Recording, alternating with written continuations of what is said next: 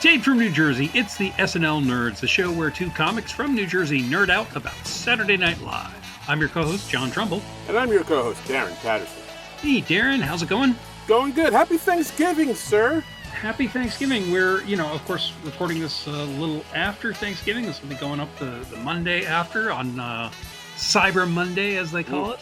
That's right. Cyber Monday. Pew, pew. Cyber Monday, when everyone just cybers out and stuff, and it become Terminators or something. I don't really know what Cyber Monday is. It's like Tron. It's going to be like that. Yeah, they're fighting with those little Frisbee discs. Yeah, and glowing suits and like motorcycles that light up like they're made out of like neon lights and whatnot. It's crazy. Right. But everybody's faces are in black and white for some reason. Exactly. Like cyber is. Yeah. That's that's the idea of computers that I got in 1982, and I haven't seen any reason to change that since. Nope, that sounds like the future to me. Yep. Mm-hmm. So anyway, thank you for making us a part of your Cyber Monday. And, since it's Thanksgiving, it's a holiday. SNL was, of course, off this week. So we decided, in a radical departure from our usual format, to do another movie starring SNL alums. Darn tootin'. And, we decided to find a SNL movie that had a Thanksgiving theme to it. Yeah, and you were good enough to suggest this one. You'd seen this one before, and you were like, "Oh yeah, it involves a Thanksgiving Day parade." And I was like, "Okay, that sounds cool." Yes, of course. I do remember seeing this movie. I'm pretty sure I saw it in the theaters when it came out. Definitely saw it, and I liked it. And after rewatching, I was like, "Yeah, this is an enjoyable enough flick." It's a nice bit of fluff, yeah. Nice bit of fluff, ladies and gentlemen. We're talking about Tower Heist.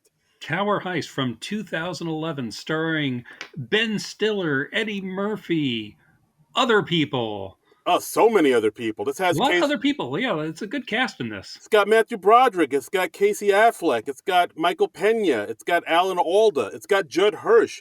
It's got Gabourey Sidibe. I mean, Tia Leone's in this joint. Did we mention Matthew Broderick?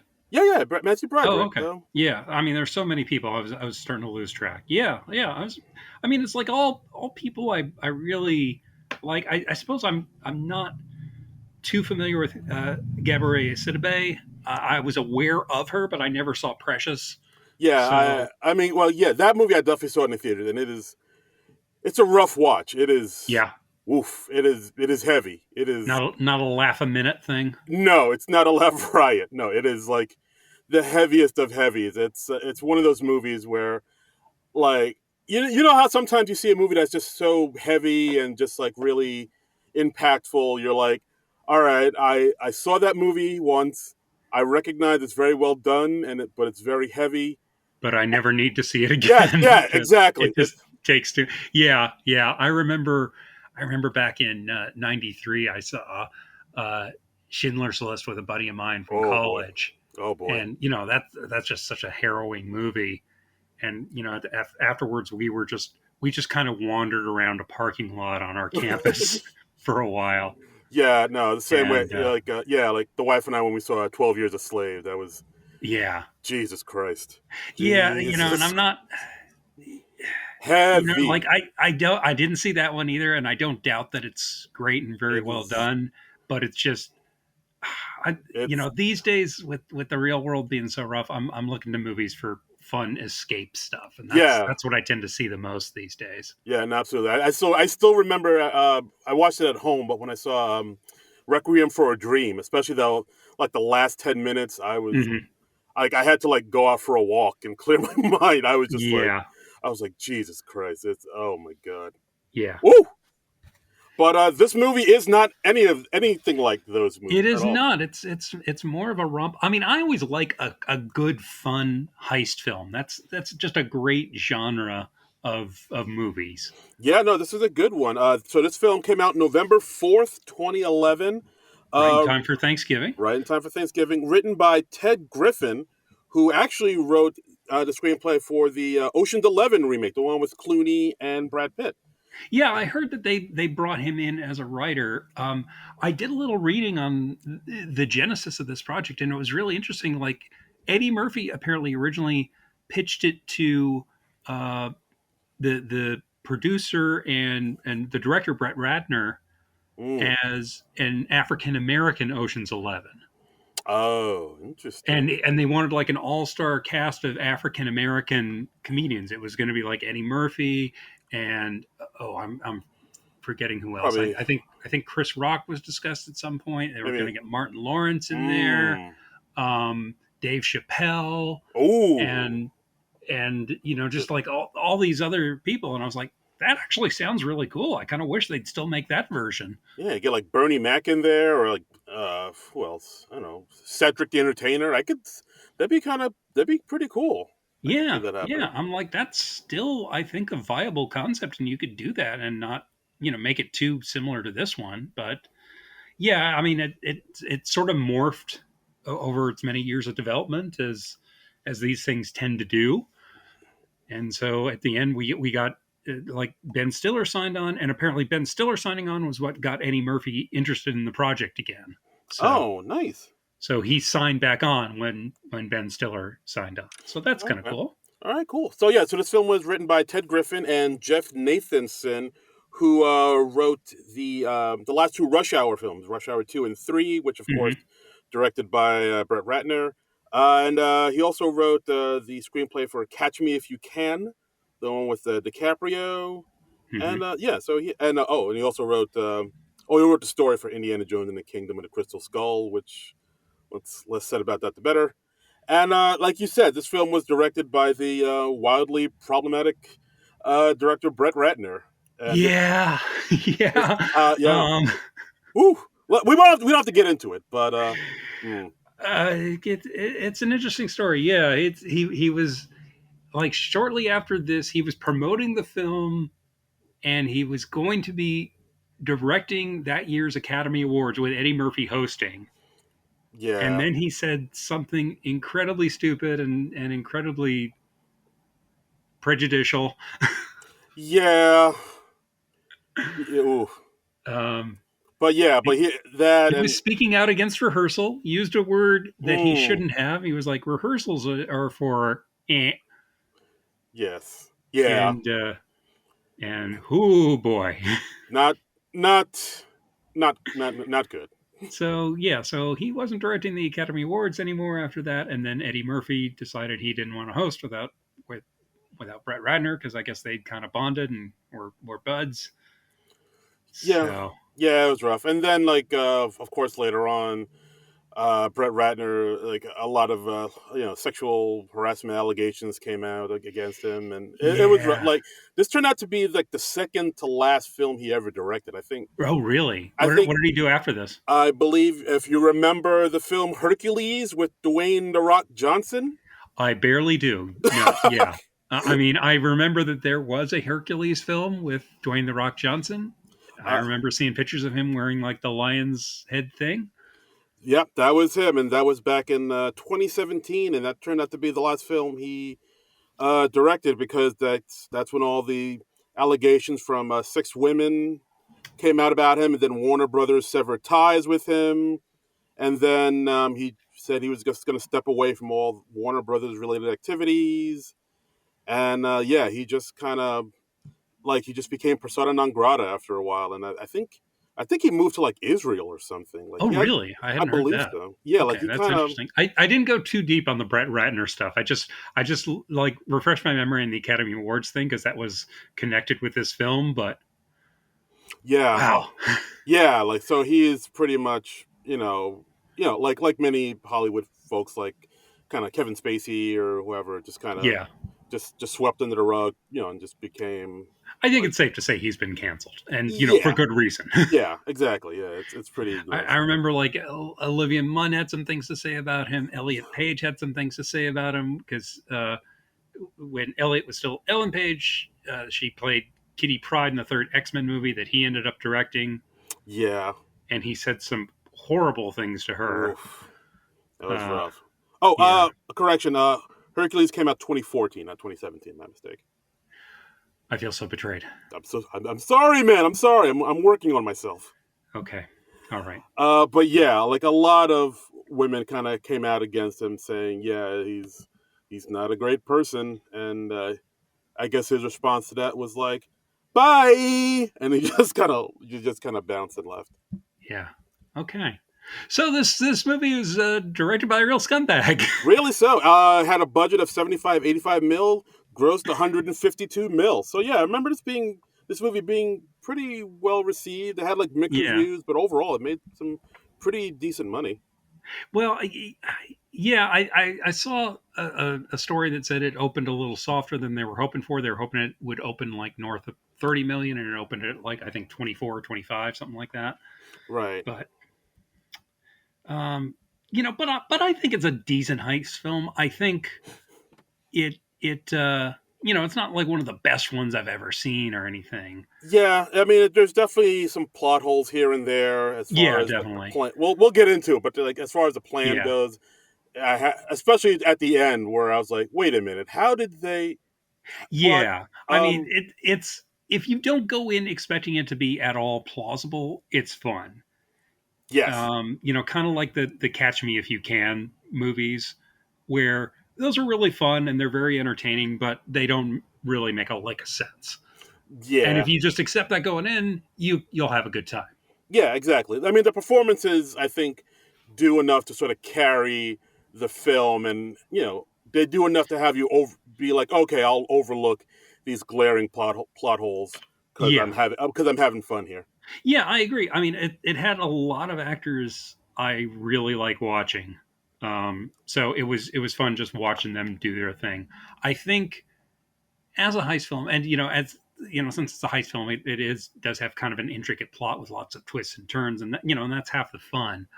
Um, I feel like it fell down as a heist film a little bit. It was like usually the fun is like you learn how the plan is supposed to go, Hmm. and then the fun is seeing it all go wrong and how they deal with all the unexpected situations. And it spent like a lot of time introducing all the characters and why they're doing the heist, but Right. then it didn't really go into much on how they were going to do it. Yeah, like they were kind of well. I mean, let's start at the beginning with this. Yeah. So in this film, Ben Stiller plays Josh Kovacs, who's the Mhm. building manager of the Tower, which of The course, Tower, the most generic name possible. very much so. I mean, I'm Yeah. sure, of course, this is based off of Trump Tower, Yeah. the upscale apartment And complex. it's at the real life location of Yeah, that place. yeah, Um, exactly. I'm pretty sure they even shot a bunch They of scenes did. They there. did. Like the exteriors were shot there, and it's at Columbus Circle, so it's basically a stand-in. So this movie essentially takes place in a world without Donald Trump, which Mm. I mean that Hey, sounds wonderful. take me there. Yeah, Take me there. Take me there. I want to go to there. Oh, go take me to that place. So yeah, so Ben Stiller's Josh Kovacs. He's the building manager. He's on top of it. He's the man. He's been working that job for like 10 years. He knows how everything works. He knows Yeah, all the ins and outs. He plays chess with the guy who owns the building. He plays chess over a computer yeah, with yeah. Arthur Shaw, who's this big time inside trader guy played by Alan Alda. The great And Alan Alda. and it's Alan Alda, so of course you instantly like him. Yeah, but I mean, of course, his character's supposed to be like like the likable facade he's supposed to have, but Right. like he truly is in his heart of hearts like a scumbag. Yeah, I mean, Alan Alda, I think ever since MASH has ended, he's played so many scumbags just playing against type. And it's almost always surprising because he still has so much likability. Yeah, I know it's Alan Alda. I met him once, like in person. He was like so nice to me. He's the Yeah, best. It's Alan I Alda. don't doubt it. I've not met Alan Alda. I would love to have the chance someday. That I, would that would be delightful, I'm sure. I'll give him a call. We're like this. We're buddies. Thank you. Thank you. I Please.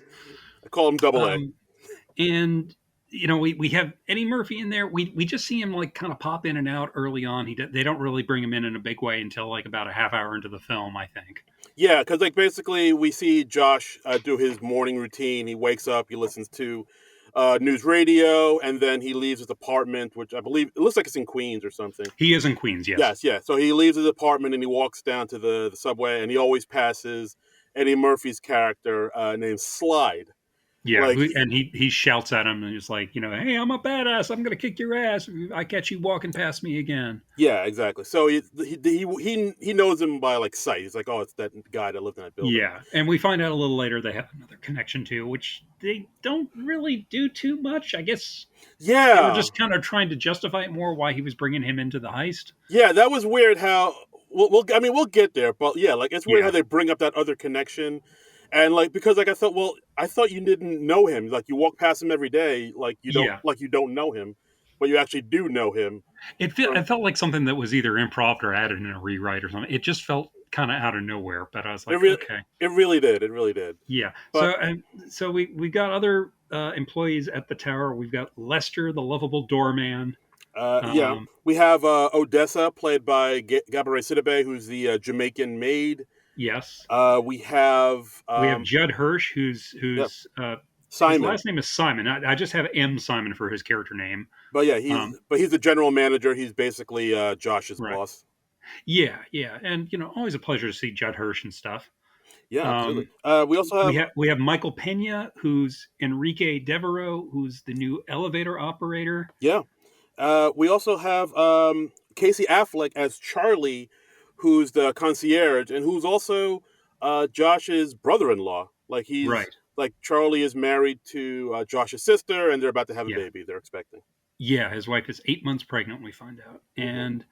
and lastly, we have Matthew Broderick, who's another resident in the building, Mister Fitzhugh. We don't ever find out his first name. We find out he was a Wall Street guy, but he's hit hard times, and he's about to be evicted Yeah, from the place, and he has nowhere else to go.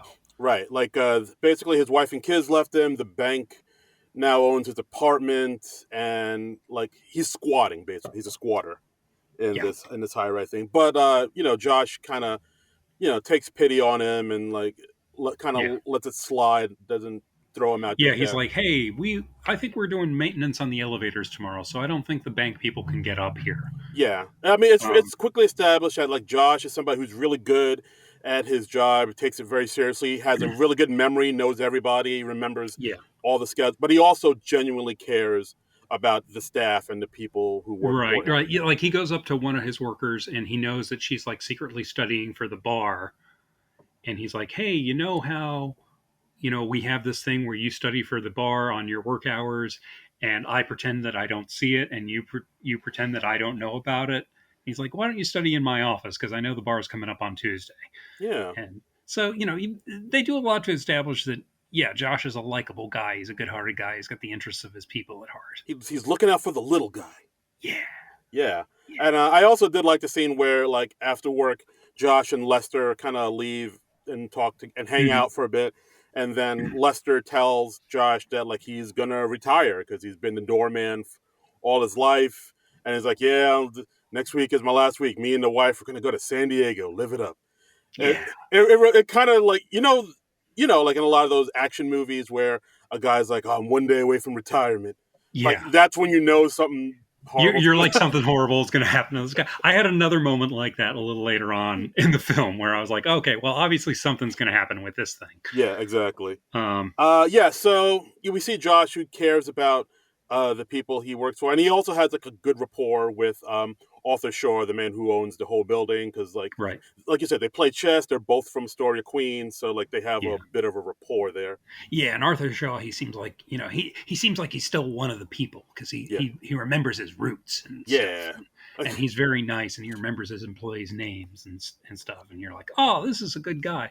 And we have a scene early on where we think Arthur Shaw is getting kidnapped from the building. yeah. The next morning, it seems because Yeah. like there are what was there? There's like what was it? Oh, Josh like goes to the building the next day. He notices there's like a black sedan across the street that like has been there for hours and hasn't gotten a Right. And ticket. there are men with guns approaching the building. Yeah, so he's like, "Oh shit, we're Yeah, getting and then robbed." on the security monitor, he sees Shaw being like put into a like a laundry truck or a dry cleaning truck, something like Right, that. right, right.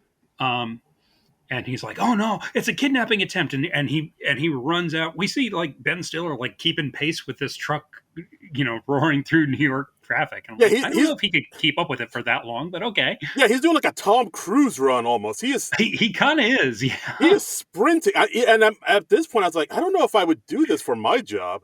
Like, he is really going above and beyond. He is committed, yeah. And then like the car is being chased by like police and authorities, and we quickly find out um, that he wasn't being kidnapped. He was trying to flee, and the people that were after him with the guns are FBI agents. Right, exactly. And we this is where we meet Taya Leone's character, who's a badass FBI agent. Uh, I didn't write down her character name, but Agent Denham. Agent Denham. Right. Okay. Uh, And yeah, they're busting Shaw for insider trading, and right, exactly. and so he's not such a good guy after all. Yeah, What plot I twist? I know. So yeah, so they find out he's being charged with securities frauds. They put a freeze on all his assets, and of Mhm. course, the his lawyers are saying it's a Wall Street witch hunt. Yeah, And this is it's a Josh, it's a Bernie Madoff sort of thing, basically. very much so. And so it's Josh telling the staff exactly what happened. And Josh tells him that Shaw was on the board of the tower, and he was asked to manage the staff pensions by him. So it seems like now the pension is all gone. Right, And and he took over the staff's pensions at Josh's request, so Josh feels very responsible for this. yes, very much so. So So all the pensions are defrauded, and people are like wiped out of their life savings. exactly, Not good. not Not good. good. And so then after this happens, we find out that Shaw got out on bail, a $10 million bail, and now he's under house arrest in his penthouse apartment. Right, because rules are different for rich people. So different. Yep. Like, oh, I guess I just get to chill in my $1 million apartment with the pool and everything. That's cool. Yeah, I'm like, oh, I can't go out. Oh, I'll just have to stay in my, yeah, $1 million apartment. Yes, with my Steve McQueen car. Yeah, he has a 1963 Ferrari that was originally owned by Steve McQueen. Yes. In the context of this movie. Yeah, Chekhov's car, we'll Yeah, call it. Chekhov's car, basically. Yeah, they're like, how did this car get up here to this penthouse apartment? He's like, well, we had to take it all apart and put it all back together. There's no way to get it out of here. And I was like, okay, this thing is going out the window of this tower before the end of this movie. You already saw it coming. It is like crashing through Ferris Bueller style. That is Ooh. what I thought. And I wasn't exactly right, but I was pretty damn close. You were pretty, yeah, you were. Yeah, because they're talking about the car a little too much, you know? Absolutely. They're like, hey, look at this car. This is an amazing car. Let's talk about this car for a couple minutes. I wonder if something's going to happen with this car during the heist. Car. Car. Absolutely. Yeah, so we see everybody's, the staff is really bummed out and despondent, especially Lester for sure.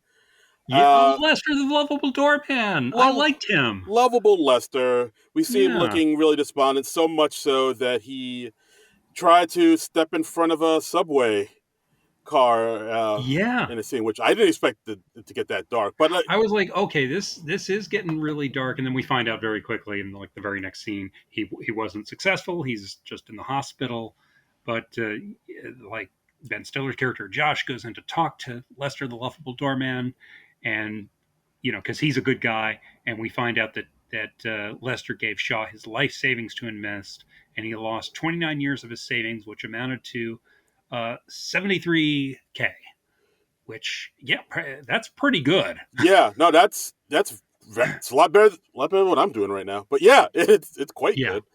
But yeah, so it's all gone, and this is a thing that angers Josh and like the fire under his ass.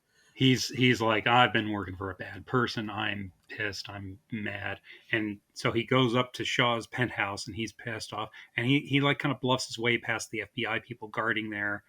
And he goes up there with Enrique, Michael Pena's character, and Charlie, Casey Affleck's character. And he's so pissed that he smashes up Shaw's Steve McQueen Ferrari with a golf club. Exactly. Which, for those that don't know, you can't do that to your boss. Like, even though if your boss is a piece of shit, you can't go in and smash up his prized car. So this, of course... I wish you told me this sooner. Ooh. Wow. Yikes. Sorry, you should have texted me, man. You should have texted. This explains why I didn't hear back at my last job interview. Okay. Yikes! Yikes! You should have called me, man. Should have called me. So yeah, so of course he does the set of rage, and of course he gets fired along with Enrique and Charlie, and they're told that they can't step foot inside the tower anymore, Right. and it's a bummer. They're all So fired. So yeah, and they're all fired. And now they're all fired up. yeah, Haha. here we go. Yeah, So we're gonna do some heisting. doing Yeah, some heisting, yeah, because and I mean another thing that kind of angers him is that like Josh ends up asking Mr. Fitzhughes, like how long do you think Shaw knew that the cops were onto him? He was like, right, yeah, because he knows about this stuff because he was a Wall Street trader himself. yeah, and like Fitzhughes says, yeah, he's probably known this for like a year or something, but like you just spend money to keep up appearances, which of course, Shaw's Labor Day parties and whatnot that, Right. and which of course makes Josh even more upset.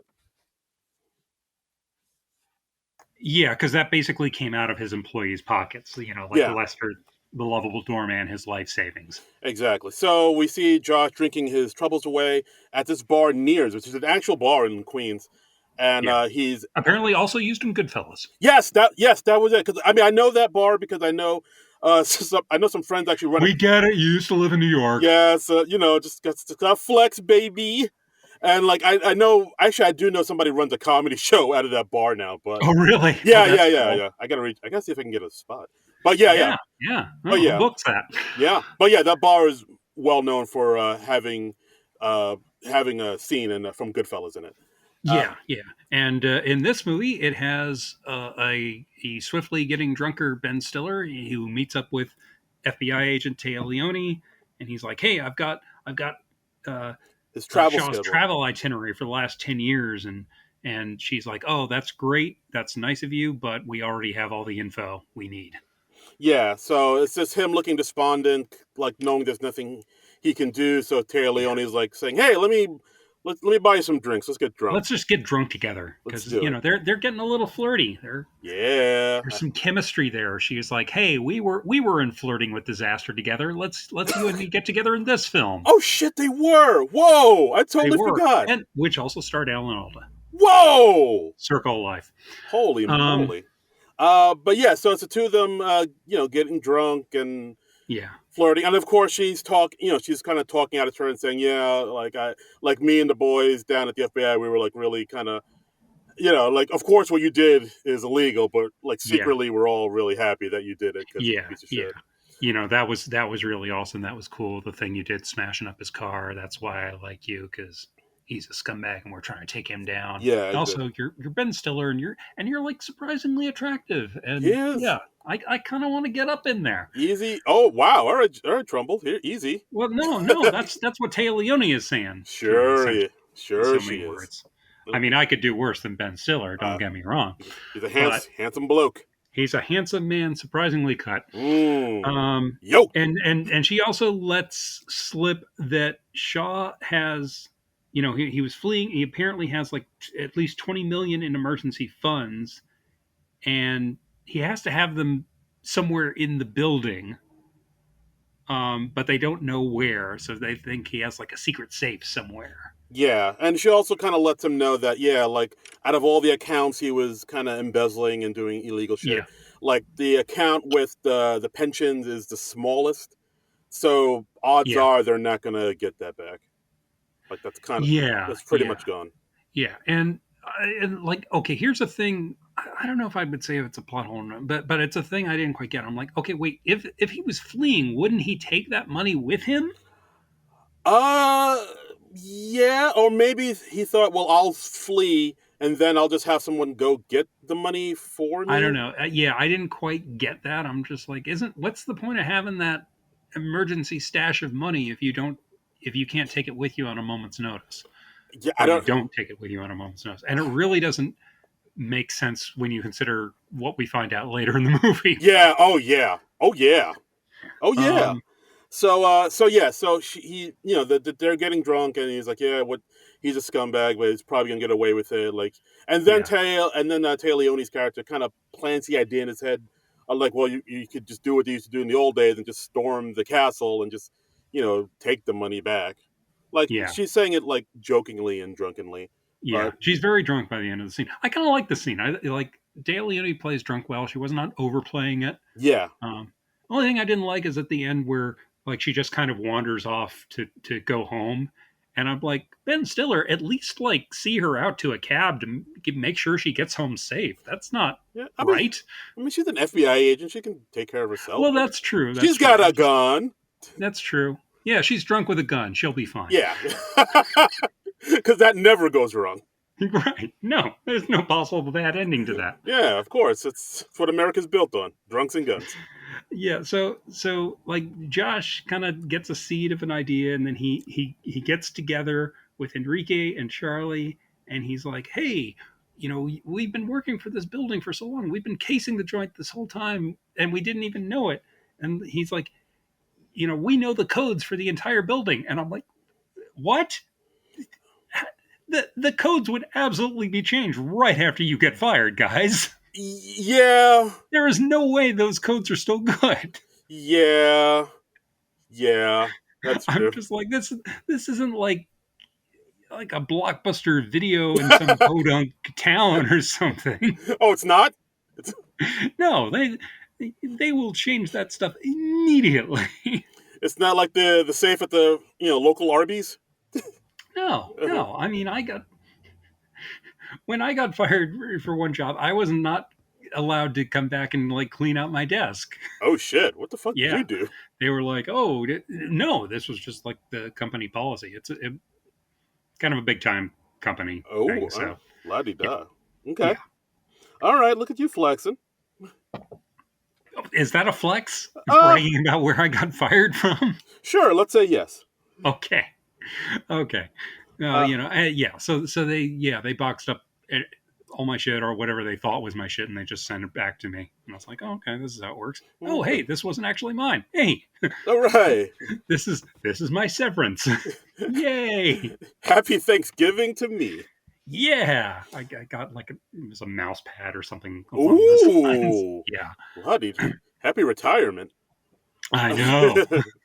but yeah, so yeah, like you said, like Josh gets an idea to like break into the place. They know the layout, and like he thinks he knows where Shaw's wall safe is because he's like, yeah, no, Right. he like a couple years ago he had the whole place renovated except for this one wall that's not a load bearing wall. So like there has to be a safe in there or something in there. Yeah, and they know it's not a load bearing wall because Matthew Broderick's character lives like 6 floors down from that apartment. He had the same layout apartment. And he's Right, like, no, that's not a load bearing wall because they took it out when my apartment was getting renovated. right, exactly.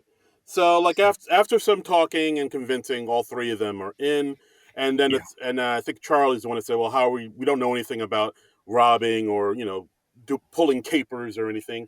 So yeah, of course that's when Josh gets the idea to go to his neighbor's slide that he kind of sort of barely knows, and right. he at this point we skipped over it. Like Slide got arrested for Yeah. something or other. I don't think they even really say. I don't know. It was some bullshit. Yeah, Yeah. and so Yeah. Josh bails him out of Rikers, and of course Slide gets out, and of course he's very wary of like having some total stranger like Josh bail him out, Right. We and get a little homage to the car chase scene under the L from the French Connection. very nice.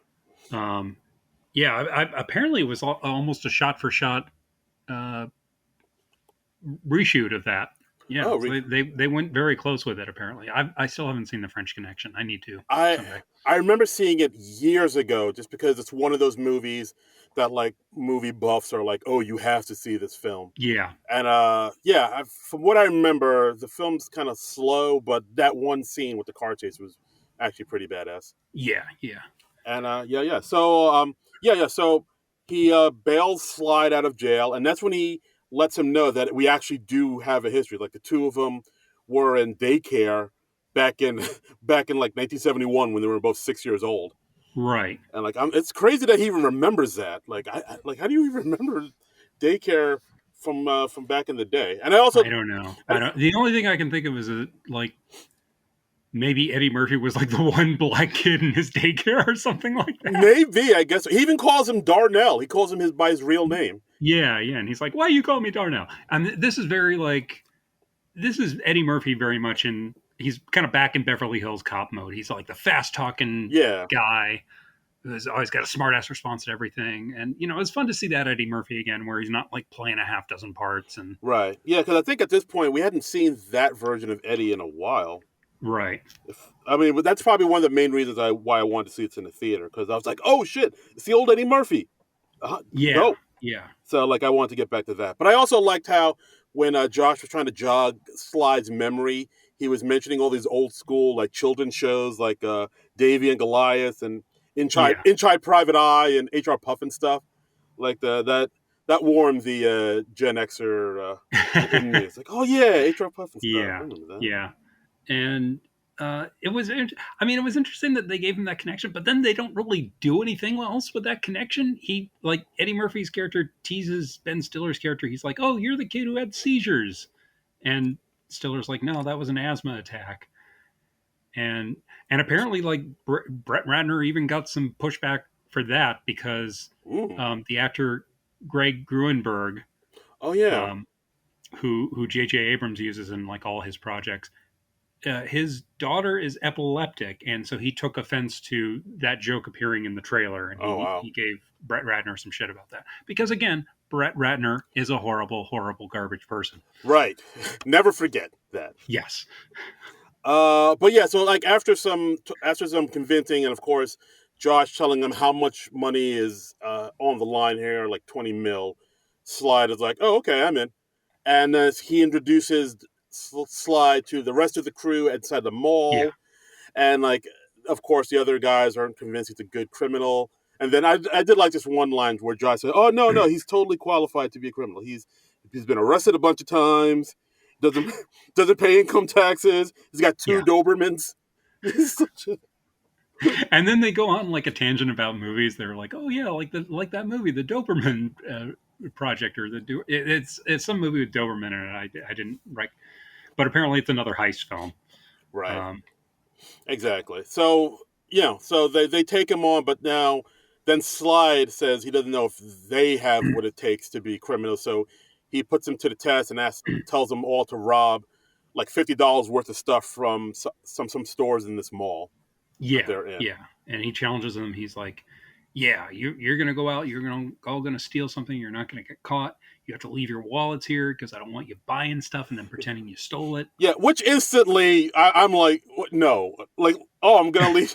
I just met you, sir. I'm not leaving my wallet with what? No, no, no.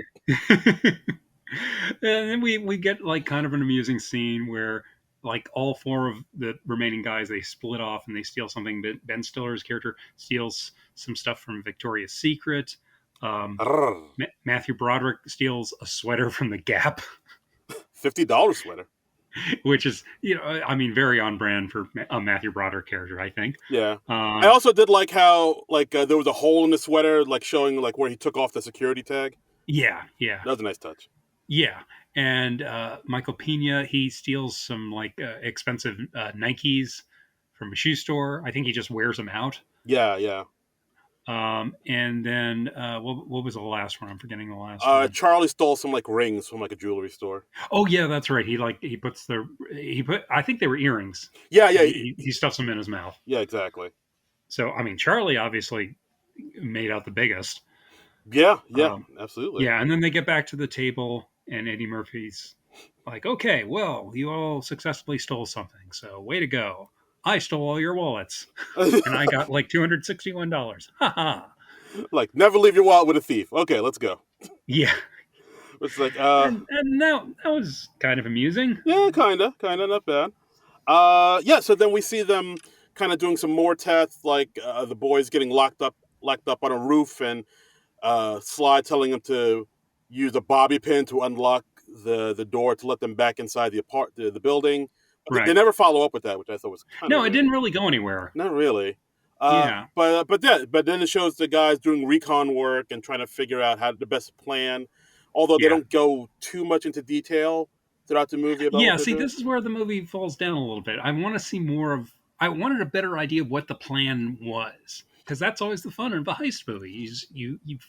You find out what their plan is, and then you know something's going to go wrong, and then you see how they deal with that, and wackiness ensues. Yeah, that's the thing. They never go into what the actual plan. Like you find out the plan as they execute the plan. Yeah, which isn't as fun No, because not you really. want to be not ahead of the characters, but you want to know what the characters expect. Exactly. Yeah, Yeah. So then we find out later on that Denham, Taylor Leone's character, gets in touch with Josh, and she lets him know that Shaw's going to walk, and yeah, to that he needs to get a lawyer because Shaw's probably going to press charges for the Ferrari incident, yeah. unless he, Josh apologizes, a heartfelt apology to Shaw. Yeah, and we see Ben Stiller. He's apologizing to Alan Alda, and like everything he says has a double meaning. He's like, "Well, no matter what it takes, I'm going to make this right," and he's saying stuff like that. Yeah, like Shaw says stuff like, I know losing this job at your age can be very difficult, and like maybe after all this blows over, after some time, maybe we can have you back into the tower. Not of course as a manager. You got to start somewhere as maybe a doorman. Oh no, but that's Lester the Lovable Doorman's job. It is, isn't it? Oh What no, a what a scumbag. I don't like this Alan Alda character anymore. Oh, oh, Um, Also around this time, we kind of find out that like not everybody is as an expert as they presented themselves as. Like Michael Pena's character, he was like, "Oh yeah, I'm an electronics expert because I went to school for this," and then we just find out that he took like an online yeah, course. it was like DeVry or something, right? Yeah, and he doesn't have any actual hands-on experience with this stuff, and we find out that Slide can't really pick the wall safe that they were expecting. Yeah, like I think he lets him know. Oh yeah, I'm more of like a balcony thief. Like he steals satellite dishes off of balconies. Mm-hmm. Like I didn't even know that was a thing, but yeah. So, but yeah. New sideline. Mm-hmm. So they're like, okay, we got to bring somebody else into the heist. Yeah. Um, So that's when they. it still seems very light by Ocean's 11 standards because we've got like five guys in the heist. We're bringing a sixth person in, Yeah. and they bring in Odessa, the Jamaican maid, Right. because she has experience as a safe cracker. Yeah, because her father was a locksmith back in Kingston, and Yeah, he taught her everything he knows. yeah. So And then Monkey Wrench, Charlie, who is the concierge at the hotel, he gets offered a job as the new building manager to replace Josh, and he's like, I'm gonna take it because pregnant wife and all that. yeah, no, I get it, but still, Yeah, like, we were doing a thing here, man.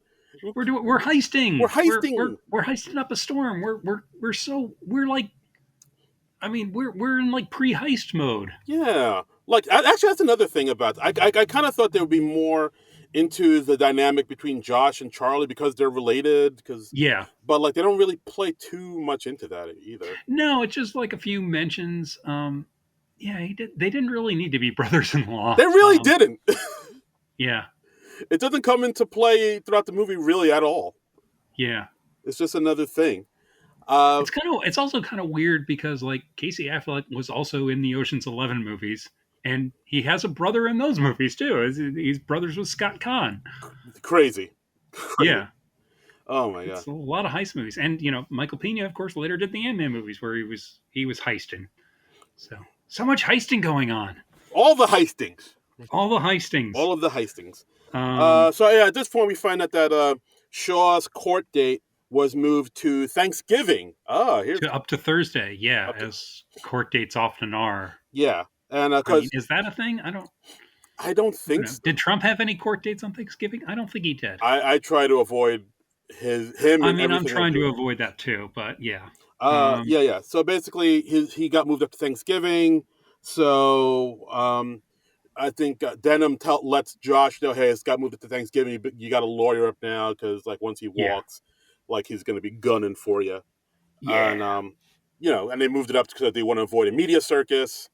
But this news doesn't really phase Josh because it's actually part of the plan. We find out he's like, oh, Yeah, he's like, "Oh, we're on for Thursday. We're on for Thanksgiving," and that's when we find out that this Thursday is Thanksgiving. And, and then we suddenly cut to footage from the Macy's Thanksgiving Day Parade. exactly, Macy's And Thanksgiving Day Parade. It's yeah, nice. We see, we see all the floats and whatnot. we see that we see the Snoopy float. We see the Kermit the Frog float. We see disgraced media personality Matt Lauer. Woo! It's like, oh, hey! I remember when Matt Lauer was a non-problematic celebrity. And then there's also a part where, like, you hear, like, as the parade goes by, like, you hear the announcer say, "Oh, and there's famous funny lady Joan Rivers, Yeah, and here's up and coming musician Kanye West." yeah. And I was like, Well, "Oh, this movie is a time capsule in many ways. it really is. It really is." Yeah, the Matt Lauer, because it's like, he's there in close up, and I'm like, oh, and now I'm thinking about that office door that he could lock from his desk, and I'm like, oh yeah. Yeah, Ugh. I could see why Brett Ratner wanted him in his movie. It's like, this guy's got great ideas. I was like, oh, that's a great scumbag move. Ooh. I gotta put that down in my scumbag notebook. Do all the offices at 30 Rock do that, or was that like something special you had to get? Oh, wow, okay. You got a guy? Te- You got a guy that Teach me your ways, Matt Lauer. Oh God. Yes, I'm looking to harass women more efficiently. let me be your Padawan. So So Macy's parade goes on. yeah, The Heist. Charlie's dropped out because he's the building manager now, and he's like, oh, if you pull anything, I'm gonna get you. Yeah. Oh, I'm coming after you. I'm coming after you. But Yeah. I mean, he doesn't do anything to like turn these guys in who he knows are planning a crime, which doesn't seem like a great plan on Charlie's part. But Charlie is not the brightest guy. Yeah, that is true. Like he could have. That is something that kind of established that. Charlie wasn't great as a concierge at his job. Yeah, Like he tries. Like I think at one point he gave like one of the Asian tenants like some red flowers because it's Chinese New Year, and yeah. then I think Josh. Ben Stiller later says he's actually Korean. Yeah, You're not a bright person. exactly. But the reason I think Charlie didn't call the cops on him early is because like maybe that's because of his his Josh is his brother-in-law and doesn't want to get his Yeah, sister. I guess. Yeah, I don't know. It's kind of vague on that point. I mean, Exactly. yeah. So anyway, so we get to the day of the heist. Right. They're staking out the building. They're like, oh, the cops are at the falafel stand and doing this, and then we see Slide walking on the street towards the tower. He's wearing one of Josh's suits. Yeah. And Josh is like, oh, he's going after the money himself. He's betrayed the crew. Yeah, because at this point, like Odessa was sort of teaching Slide how to crack a safe. Right. And so at this point we figure, oh, so Slide is like, well, I know how to crack a safe. I'll just go and get all the money myself. I can do it now. Yeah. So I'm just doing this, and yeah. So I don't know why he decides to do it on the same day. You'd think he'd want to go in the day before, but whatever. yeah, that was a little unclear. And so like if we're ever in a heist together, Darren, mm-hmm. and I decide to betray you, yes, I'm probably going to do it the day before. Thanks for letting me know, man. I appreciate that just makes sense, man. Yeah, that's just good manners. So now when I really do the heist, I'm actually going to do it the day before, 2 days before.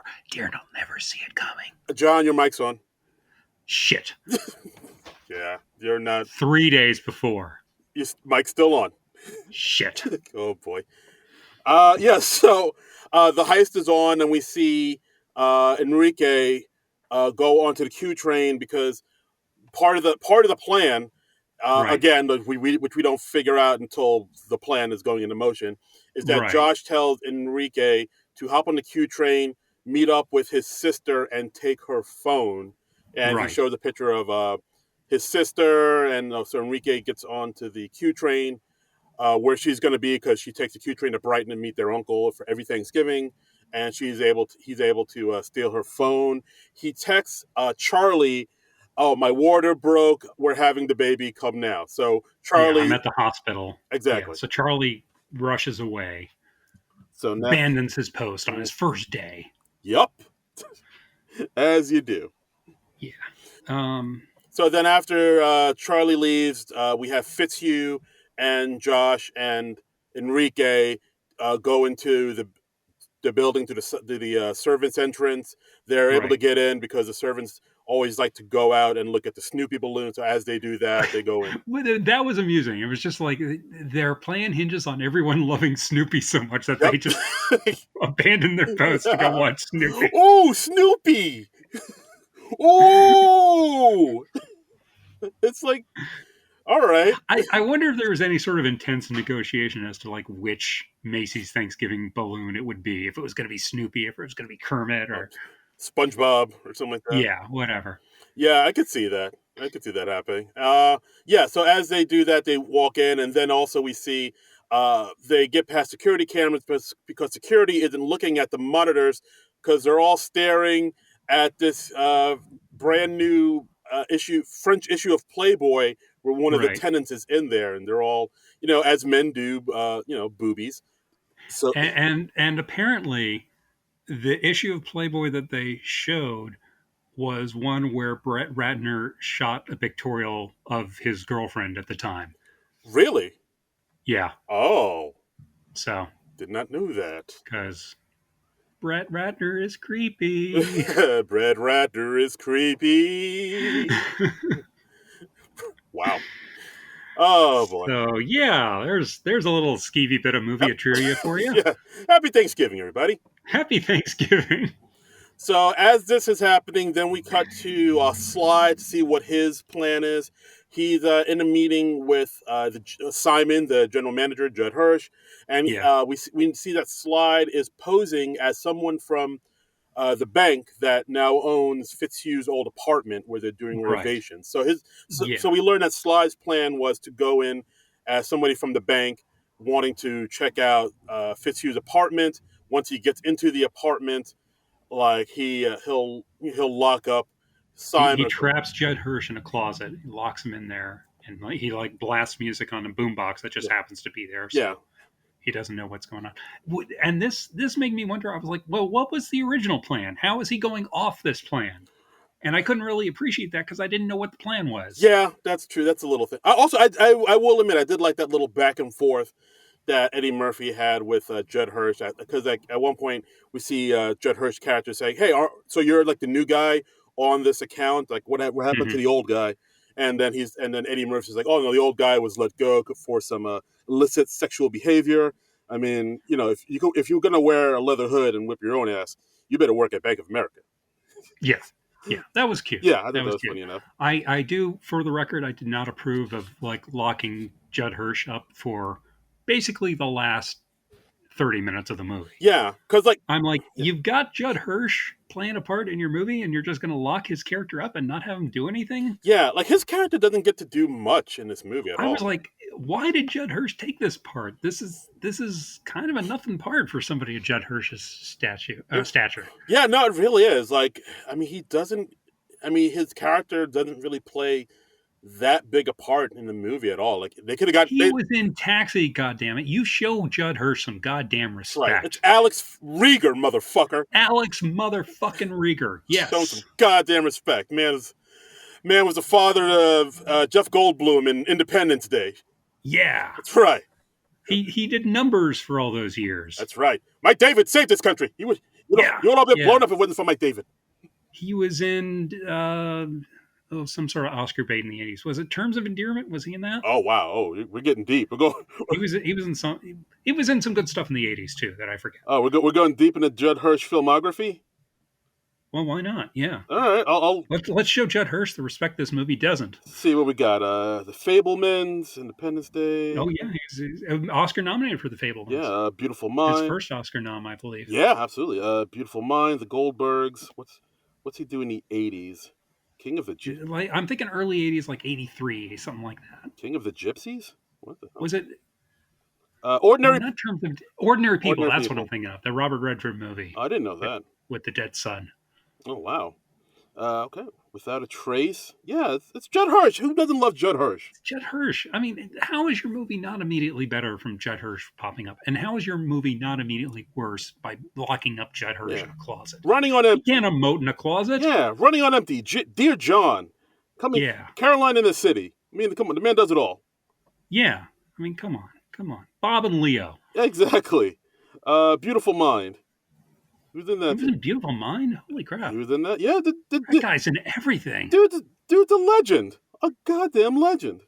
It's a goddamn legend. Let's start the Hirschanons. Ooh, let's do it. Yeah. Love it. Anyway, yeah, let's pull some sort of heist to get Judd Hirsch the appreciation that he so richly deserves. I'm into it. Let's do it, man. We got it. Okay. We got to put the team together. Yes. Yeah. All right. We'll assemble a crack team of Judd Hirsch specialists, Let's do it. each specializing in a different era of Judd Hirsch. I know Judd Hirsch's So early work. I know his '90s work. we got a taxi guy. We got an ordinary people guy. We got a teacher's guy. We got a young kid. He's knows him from the Goldbergs. Anyway, so Charlie shows that back up at the tower, and he's like, hey, get this. My wife wasn't actually at the hospital, and she's actually at home, like, watching TV. She didn't go into labor at all. What's up with that? Yeah, and that's when Charlie was like, hey, Hey, wait a minute. those guys were gonna rob the place today. Are they? That's Are they still doing that? Those scamps. Is that heist still on? Are they still heisting? Are they heisting without me? Yeah. God damn it. Uh, And then we see Taya Leone escorting Alan Alda to the courthouse for their court date, and she's like, "Hey, we're here to see Judge So and So." And the doorman, slightly less lovable doorman, says, "The judge isn't here today. He's in Washington D.C. to spend holiday with his family." yeah, exactly. And Taya Leone's like, "Wait a Yeah, minute." and of course the the guard is paid by the late great Heavy D, who's like one of my favorite rappers growing Oh up. yeah, I saw that this was like Heavy D's final film, and I was like, "Where did Heavy D pop up?" Because I didn't recognize Heavy D. I must. Oh yeah, because no, he's because like you usually see him with like those sunglasses on, so Yeah. like you rarely see him with them off. Like a Roy Orbison type of thing. So Okay. Yeah. oh, We'll blame it on that. yeah, exactly. So yeah, like I think this is like one of his last roles before he passed away. So yeah, R.I.P. Heavy D.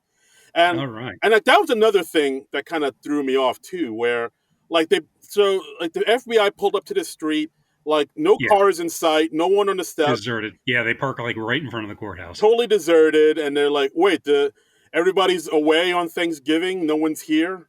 Of course, There's no media circus happening. yeah, and I don't know, like part of me was like, wait, how was Josh able to like change the date or make the FBI think that the court date was changed to Thanksgiving? The movie Yeah, never I don't know. that I don't know. They just sort of yada yada that, didn't they? yeah that seems to be like how do you even That seems like a major thing, especially when you're dealing with the FBI, who yeah you would think would double check stuff. exactly yeah that part I was like all right that seems like a pretty big plot hole, but okay. I mean, by that point, I was like just kind of into the movie. I didn't really question it, but as you say that, I'm like, yeah, that doesn't really make any Yeah. sense. Yeah, so at this point, we see that Odessa is going up to the penthouse where the guys are supposed to go up to, and she takes Yeah, out the guard. She was going to take out the guard with a piece of chocolate cake because they cut up. yeah. So they throw a birthday thing for it's not somebodydy's actual birthday, Yeah, it's that. but he speaks in like foreign talk, so nobody Yeah, actually knows that it's not his birthday. exactly. And so like Odessa was going to give the guard guarding Shaw's penthouse a piece of cake with something sprinkled on it to knock him out. But the guard's Right. like, "Oh, I'm allergic to chocolate. I can't have it." I'll break out in hives. I Yeah, can't have a bite. yeah. So And so she just rams him with her green car, which that was amusing. Plan B, we call that. Yeah, yeah. And they're like, the maid's gone rogue. It's like, oh, you don't take this cake, and Yeah, just rams a cart into him and knocks him out. right. But later, when they cut back to him, he's like asleep. So I'm like, wait, was he unconscious or was he asleep? Because A little from column A, a little from column B. you don't really go from unconscious to asleep, I don't think. Yeah, you, That was something I was questioning. yeah, that's a little bit rough. So yeah, so the guy guarding Shaw's penthouse is knocked Right. out. The guys go in there, um, and They go in there. They're trying to beat Eddie Murphy to the penthouse apartment, and they somehow beat him inside the apartment, even though like Eddie Murphy was already on his way up. yeah, exactly. I think They were kind of vague on that. well, no, because I think what happened is, like, they know that Slide was on his way up to the penthouse too, so they shut down the elevator. Oh, Oh, that's right. yeah, no, Okay. that's right. Because like, yeah, so they shut down the elevator and they ran up the stairs to the penthouse. They took the stairs. Yes, you're right. You're right. At this point in the movie, I wasn't taking as extensive notes because it's a heist movie. It's very plot heavy. Yeah. There's So they all get sorts of yeah, twists and turns, and yeah, yeah. So they ran up the stairs. They make it to the penthouse before Slide does, who climbs up the elevator shaft to the yeah. penthouse. They find where the safe is. More like Sly Stallone. Yeah. Ooh, wordplay. Love it. Yeah, So they smash the wall. They find the safe, and that's when Slide gets there. He pulls a gun on him, yeah. makes them open the safe. They open the safe. Safe's empty. Dun dun I dun. know. Oh, plot And then twist. and then we put it together. Okay, did they have the standoff with the maid, Odessa the maid, before or after the big revelation? Oh no, that was uh no, yeah, the standoff with the maid was before because like Okay, Slide all pulled right. the gun on them, then the maid Odessa pulled the gun on him because Yeah, she packing. we're Reservoir Dogs and this shit. That's right. Um, Yeah, so then they open the safe and then they find out that it's empty. right. Um, and so I think at this point, Fitzhugh tries to take the gun from Slide. The gun goes off, hits the Ferrari, That's right. Yes. and Okay. that's when they realize the Ferrari is actually made out of solid gold and it was just painted Yeah. red. So they Because apparently somebody read Goldfinger. he's the man with the Midas touch. No, that is exactly how Warwick Goldfinger smuggles his gold Oh, is in, it? in Is it really? in the movie Goldfinger, and I think in the original book too. Yeah, Oh, wow. yeah, Interesting. Okay.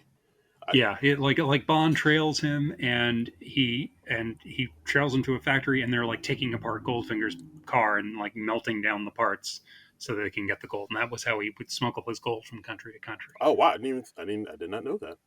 Yeah, Huh. All right. Well, the more you know. watch Goldfinger, people. It's really good. Yeah, yeah, absolutely. So then they find out that the money that he was hiding from the FBI, it is the car. They Yeah, strip back some of the paint and they realize the whole thing's made out of pure gold.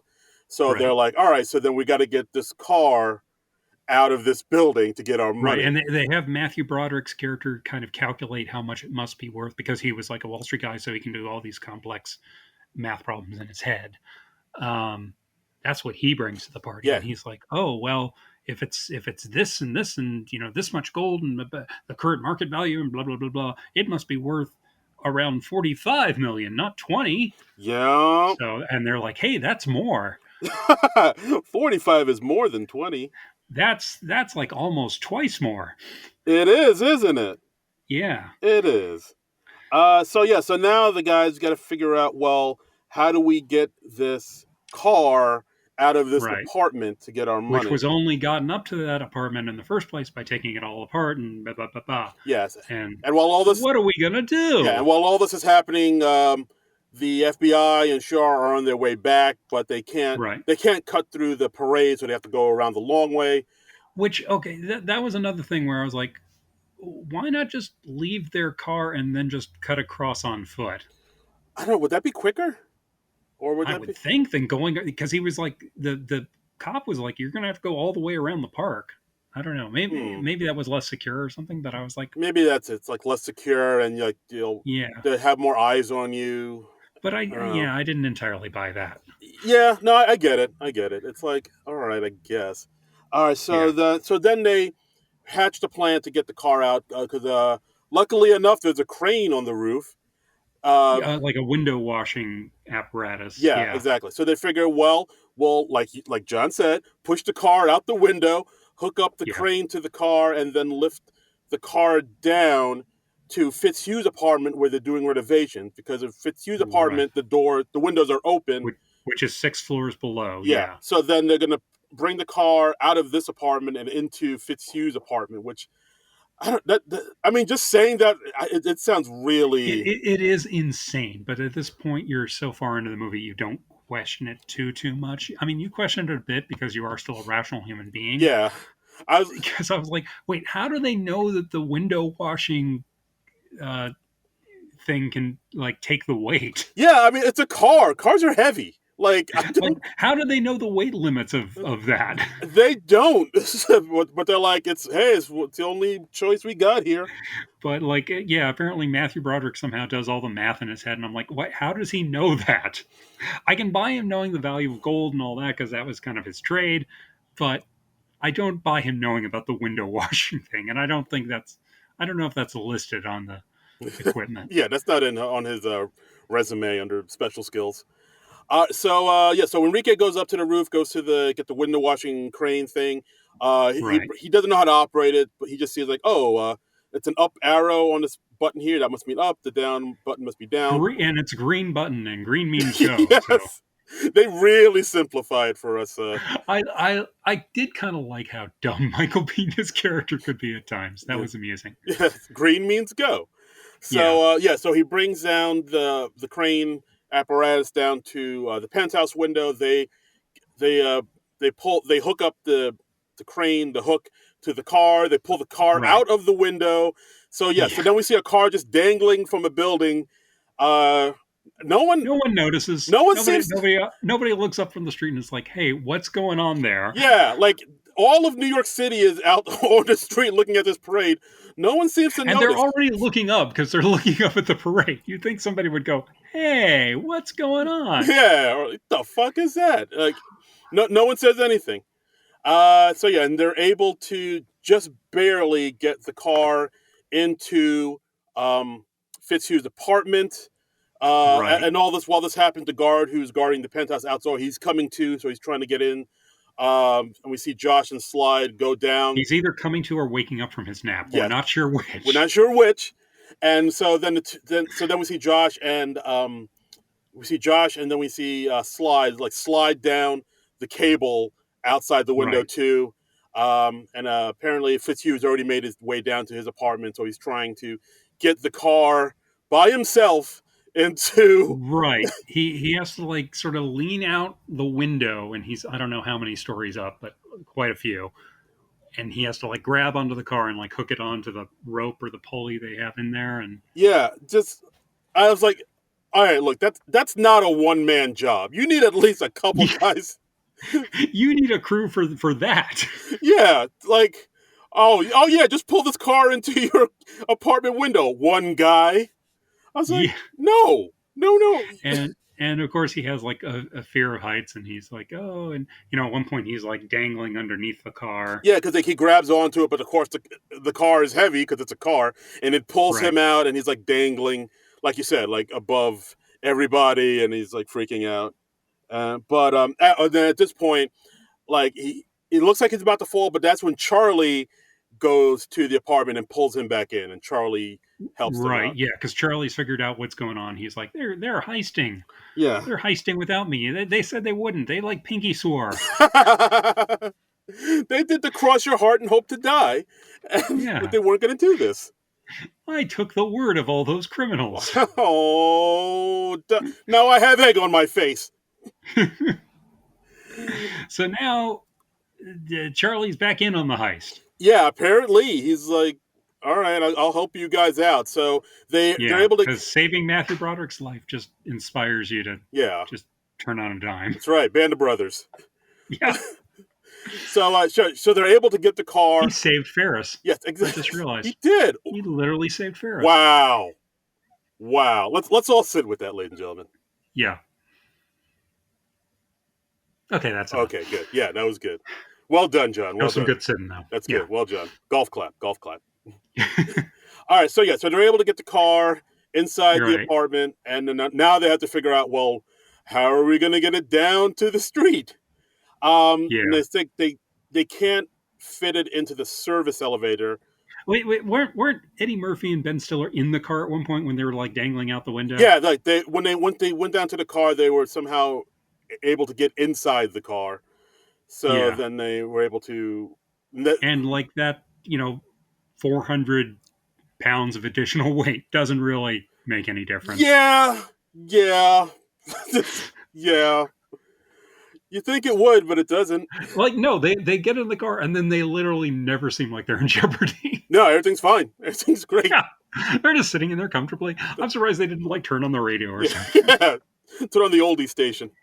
Yeah, But yeah, so like they're able to get the car out of the apartment into the right. hallway. Because they've removed the door, so it fits through the space Yeah, because the door is removed. exactly. So then they can't fit it in the service elevator, but they figure out they can bring it down into the elevator shaft and Right. get it down that way. So which they Makes do. perfect sense. Which they do. So they put the car in the elevator shaft. Right. Uh, But just when they're about to do this, like an older resident says, "Oh, Ben Stiller, can you please walk my dog because my bursitis is acting up or something, and there's a big parade out there, and can you please do that for me?" yeah, and she says nothing about there being a Ferrari in the hallway. Nope, nothing about this guy who was fired days ago. She apparently is not in the loop on that. You Yeah, would think they would, put a notice or send an email to all the residents saying, "Hey, this person doesn't work here anymore." I guess. I mean, I guess their reasoning is like she's an older woman, so she's kind of out of it. So I guess, yeah, yeah. so But again, they just yada that. yeah. I mean, I'm sure they just did it for a comedic beat.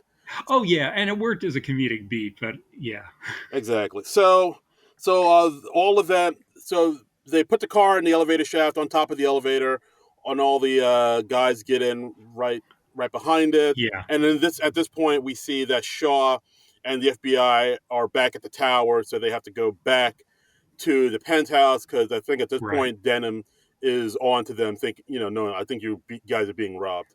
You guys are heisting. Yeah, I smell a Yeah, heist.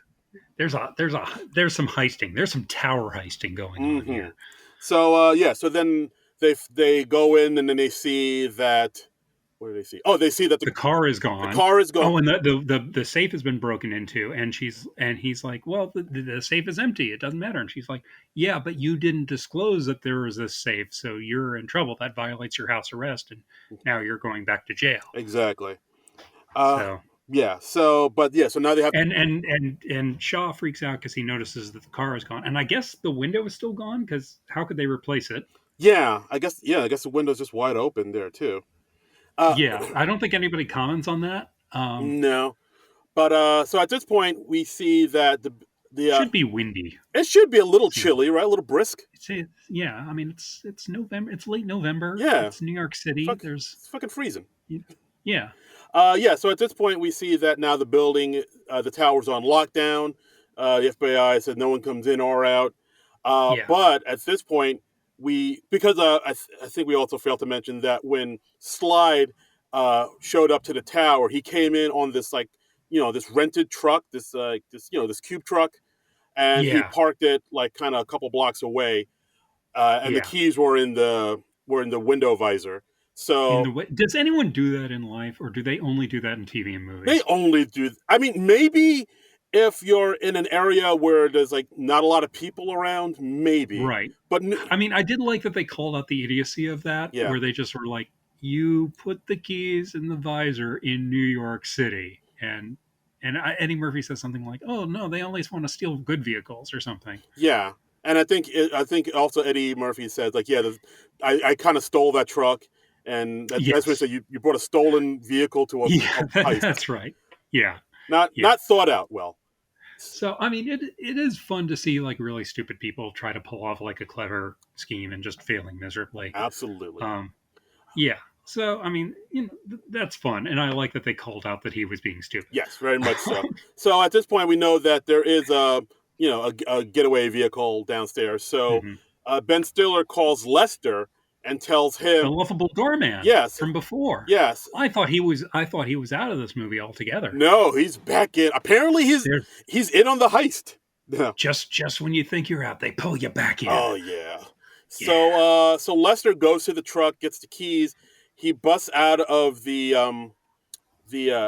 underground garage, and he Right. acts as a diversion to get the cops and the FBI Yeah. away from They're the like, building. he's getting away with the car. Exactly. And the FBI knows that there's something valuable with the car because Alan Alda is like freaking out about, no, they took my car. If you don't get that car back, we're all in a lot of trouble. And yeah, Exactly. So like he creates a diversion. He drives through the parade and yeah. just through all the streets, and of course the cops catch up to him. They take him out, they arrest him, and he mentioned that like, yeah, I don't know, and of course like the cops look in the truck is empty.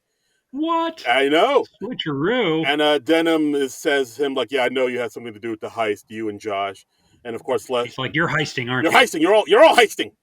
You're all heisting. And he's like, no, I'm just a suicidal guy who is Stole a truck. just over who stole a truck. Exactly. So And apparently that's okay. I mean, yeah, it's like, all right. or oh, you were just trying to commit suicide and endanger the lives of hundreds of people. Okay. All right, I'll let you off with a warning this time. Well, there's nothing here we can press charges about. he's, he's got us dead to rights. Stealing trucks is legal in New York City Yeah, or you something. get like I don't know. a ticket or something.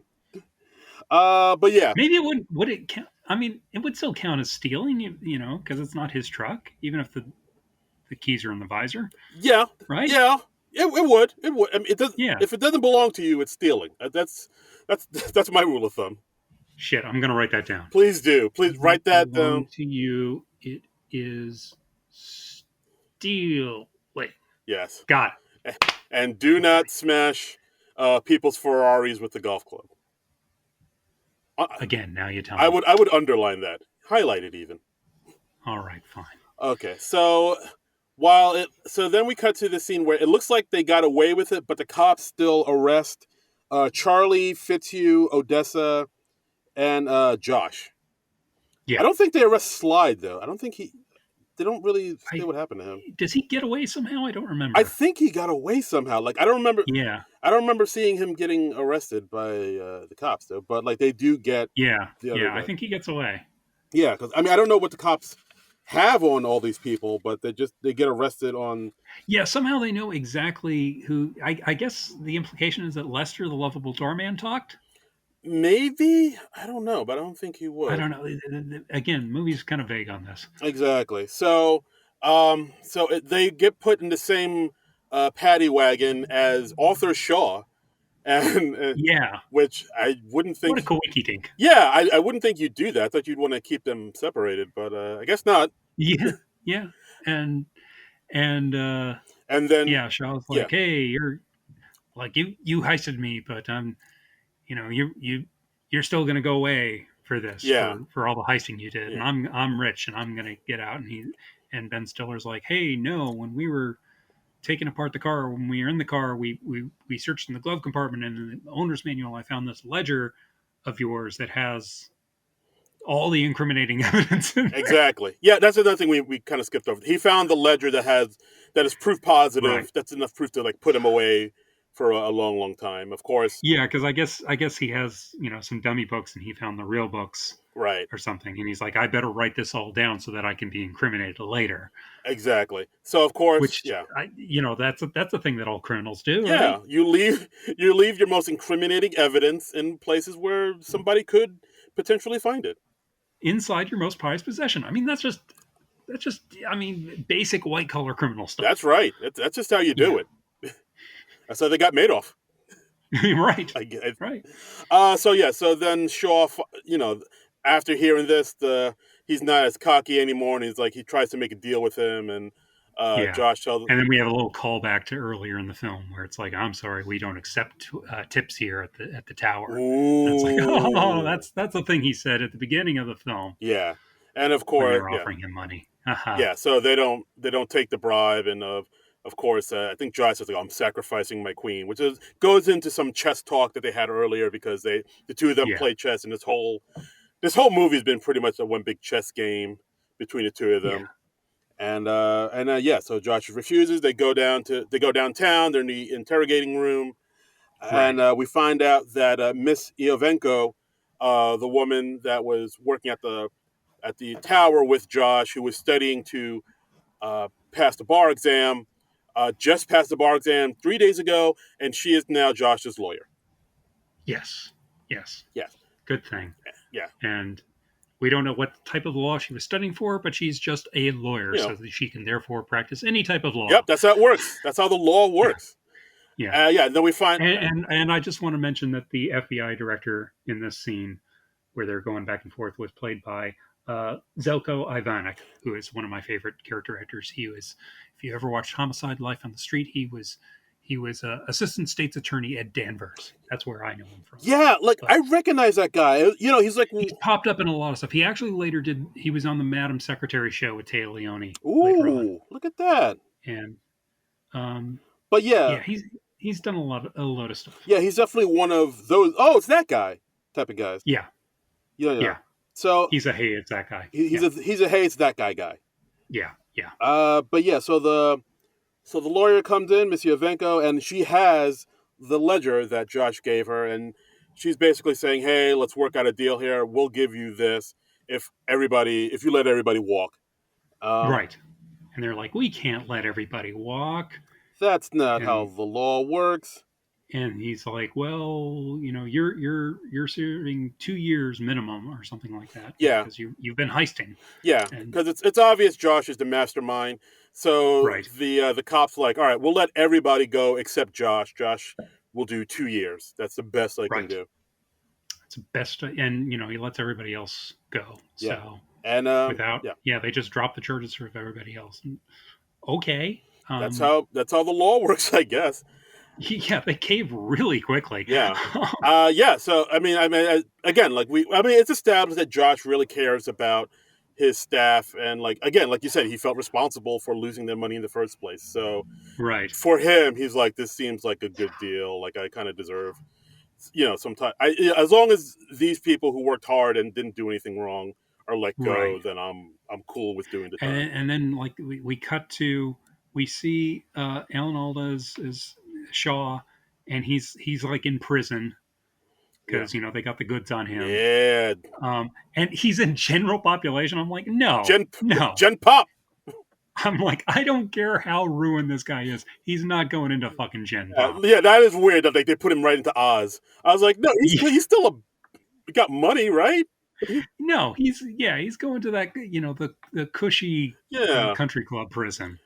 yeah. That I didn't quite believe, but I mean, I didn't buy that for a second, man. yeah, but I really didn't buy this upcoming part where, of course, Yeah, the cops still couldn't find the car, and right, it's revealed, Odessa and Slide, and I think was it Enrique too. They hid the car at the bottom of the rooftop pool in Arthur Shaw's penthouse, right. which I was like, how the fuck did they get this car into the penthouse roof, into the pool? Without anyone noticing. They never explain it at all. It's Like, do they drive it in? And like apparently the pool's covered, so we see them like slide the cover away, and then it just reveals this Ferrari at the bottom of the pool, and apparently water displacement isn't a thing. nope. Um, I mean, the only thing I could think of is, well, once they all got bus popped, the car was still in the elevator shaft, so yeah, maybe they just brought the car up to the penthouse, got it out of the elevator shaft on the penthouse floor, and then dragged it through his apartment and into the pool. But even that takes, like, yeah, somebody's got to see that, right? you would think. I don't know. Yeah, at that point, I'm just like, look, okay, I went with you with the dangling it out the window thing, with the weight thing, with the on top of the elevator thing, where also like the extra weight doesn't cause any problems. Yeah, but like that part, I was like, all right, this is a bridge too far. I can't go. That's it. That's it. I'm out. Yeah, You hear your brain get up and just like walks out of the room, shuts the door, yeah. footsteps down the hallway. Like I can only suspend disbelief for so long. Like that makes no sense. You finish the rest of this movie on your own. Exactly. I'm out. And of course, then we see that all of the people that worked at the tower, all the maintenance staff and everybody, Right. they all get this package in the mail, and then they all open up the packages, and then we all see that they've all gotten a piece of the Ferrari. Like they were mailed at like Yeah. They all have a different solid gold car part. yeah, one guy got the grill, Lester got the steering wheel. So Right. somehow they were able Some to. guy has like a carburetor. And I'm like, okay, well, did they just send these out willy nilly? Did they calculate how much everybody was owed and then just match it to the car part that was closest to that value? Yeah, and yeah, Because, like, yeah, this one woman has like this giant hubcap, and one guy's got like a carburetor. I'm just wondering how they figured that out, or did they just send those out randomly? I think they just sent it out randomly and was like, this is enough, I guess. Yeah. And yeah, and that's pretty much the end of the movie. We see Josh go away for jail for 2 years, but he's Hmm. happy and he's okay with Yeah. doing the time as long as He did the crime. He's yeah. going to do the time. And that's the film. That's the film. Apparently, they wanted to shoot an extra scene uh, showing like Eddie Murphy's and Ben Stiller's characters getting back together, but Eddie Murphy wouldn't do it for less than $500,000. They gave him a steering wheel. So the studio was like, yeah, we don't need that other scene that back. Oh wow. Eddie Murphy, like Ben Stiller was getting like 15 million. Eddie Murphy was getting half that, like 7.5. Mm. And Eddie Murphy was also a producer on the film. And then he's like, I'm not going to come back and shoot this extra scene without another $500,000. Which, what balls? Wow. Wow. I mean, I get it. I mean, Ben Stiller was definitely like the star of this film. I actually expected to see Yeah. more Eddie Murphy, and I was actually surprised. Yeah. I mean, Eddie Murphy was he was pretty heavy in the trailers because I think they knew, Yeah. Eddie Murphy, his career wasn't in the best place at this point, but, I think they knew he would still put some butts in seats. Yeah, because like I think at this point, yeah, I mean that's the reason. That's the main reason I kind of went because it's like you said, it looked like we were getting the old Eddie Murphy because like yeah, around Right. around this time, what had he done? He'd done the Shrek movies. Right. And we oddly see a Shrek balloon during the We parade. do see that before. And I'm like, wait. So who played Donkey in this universe? We got some celebrity paradox shit going on here. Exactly. Like before this, yeah, he'd done the Shrek movies. He'd done Meet Dave. He had done. Ooh, yeah. He'd done Norbit. Ooh, that's gonna leave a mark. I mean, the Haunted Mansion. Right. But Dreamgirls was in his not distant past. Yeah. Dreamgirls was in 06. That was Because I remember Norbit opened like right before the Oscars when he was nominated for Dreamgirls, and the conventional wisdom is that kind of killed his chances. which is bullshit, but that's a rant for another day. But yeah, I mean, he was really good in Dreamgirls. I think he. All right, well, I'll leave it at that. But yeah, I mean, that's the main reason why I kind of went because it looked like we're getting the old school Eddie Murphy back, the fast talking, drive talking, motherfucker. Right. And we did get some of that, but not as much as I thought we would. Yeah. Okay. So you're a little disappointed in that. A little, but yeah, like I did Yeah. feel the ending was a little rushed too. I kind of would have liked. I would have liked them to like, kind of flesh it out more. And Yeah, I can see why they wanted another scene in there with Eddie getting back together with Ben Stiller. yeah, That would have helped because, like, they wanted something kind of like the last scene of the George Clooney, Steven Soderbergh Ocean's 11, where Clooney gets back together with Brad Pitt, and they're like, "Hey, that was some great heisting we did," and he's like, "It sure was." it would have been hilarious if they had Yeah. both of them on like a Caribbean island, and then Eddie Murphy saying "Looking good, Billy Ray," Right. feeling good, Lewis. Yes. And then they would have said, "Wait, those aren't our character names," and they're like, "Oh no, Whatever. forget it. He's rolling." Riffin. Yeah. But yeah, like you said, this movie, I think it got like mixed reviews. Yeah. I think some of there was one reviewer saying that Tower Heist is a true Brett Ratner joint. Little brains to the caper, but it's fun, fluff, exciting to watch, and showcases a welcome return to form for Eddie Murphy. I mean, honestly, like as much as we've picked this movie apart, and and despite all the things that don't make any sense, I still enjoyed this movie. I still think this is a fun movie, and I would recommend it. It's a slight thumbs up for me. Yeah, I would say so. Because I was generally entertained throughout. Yeah, I'm the same way. So It's a quick film, genuinely entertaining. yeah, it's only like about an hour and a half. Yeah, yeah. So yeah, it's quick. I was going to say it goes down easy, but I don't know if it entirely does with all the shit we pointed out over the last Yeah. hour and a half. But yeah, But yeah. But yeah. okay, listen to this original concept. Like it was in development as early as 2005. Eddie Murphy pitched a concept to producer Brian Glazer and Brett Ratner concerning an all-star cast of black comedians, including Chris Tucker, Kevin Hart, Dave Chappelle, Tracy Morgan, and Martin Lawrence, as a group of disgruntled employees who planned to rob Donald Trump and Trump International Hotel and Tower. The Mm. film was originally called Trump Heist under this concept. You know what? Trump is egotistical enough to maybe be cool with that and would have let it go. Like I'm amazed that like Trump didn't do his usual thing of like demanding a cameo in the movie for letting them use his properties. Yeah. Because I know he did that with Home Alone 2, and so like, they pretty much had to put him in that movie, and now he's been edited out because you know everything.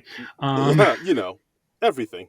But imagine if this had been a film that was literally about robbing Donald Trump. This would have been like the feel good film of the 21st Oh my century. God, forget about it. And it was a group of funny black men doing it. I still want to see this movie, man. It's a good premise. That's a good I concept. don't hate it. Get this gang back together and let's do another heist film. It's been like 12 years since this one. Let's do another Eddie Murphy heist film. Yeah, it's been a minute since we've had a good heist film out there. Yeah, yeah, Let's get the heisting, people. yeah. I need some more heisting. I want to watch some good heisting. Yeah, heist. Heist. Heist, heist, And it's just fun to say heist. heist, baby. Hello? Did you capture that Yeah, hilarious joke I just said? I did. I did. I just didn't react to that. Very good. So, Well played. Well played. yeah. Okay, but so yeah, Tower Heist. Thanksgiving movie, good movie, I'd say. Yeah, I mean, it doesn't make a whole lick of sense. No, no. Particularly the more you talk about it and think about it. Yeah, But that car in the pool thing, that bothers me a lot. That makes no the sense. whole car out the window thing bothers me, and the car on the elevator thing, and this car is going all sorts of places it shouldn't really be Yeah, going. I mean it's a car. It's a car. It's not. You can't move a car around that easily like that. Not with like one or two people. Yeah, you can't exactly. I mean, but it's impressive. That I liked how the Macy's Thanksgiving Day Parade figured into it. I thought that was fun. They used some real parade footage, and apparently they recreated the parade for the movie. Um, I wish there was more with Taya Leone. I think she was a little underserved. Yeah, that is just another thing too. Like they were doing that whole like romance angle between Josh and Agent Yeah, Denham. it doesn't really pay off. I mean, at the end, she's like on the phone with him. She's like, "Ah, you heisted and Yeah, because like at the all that, and yeah I might hook up with you when you get out." I mean, it's vague. yeah because like at one point like after the guys find out that because like at one point Josh asks her out on a date and she says yes, and then Yeah, the guys find out and it's like well no that now we're compromised. What if you right. can't ask out an FBI agent while we're heisting? And I thought that would Yeah, play into it somehow, but it doesn't at all.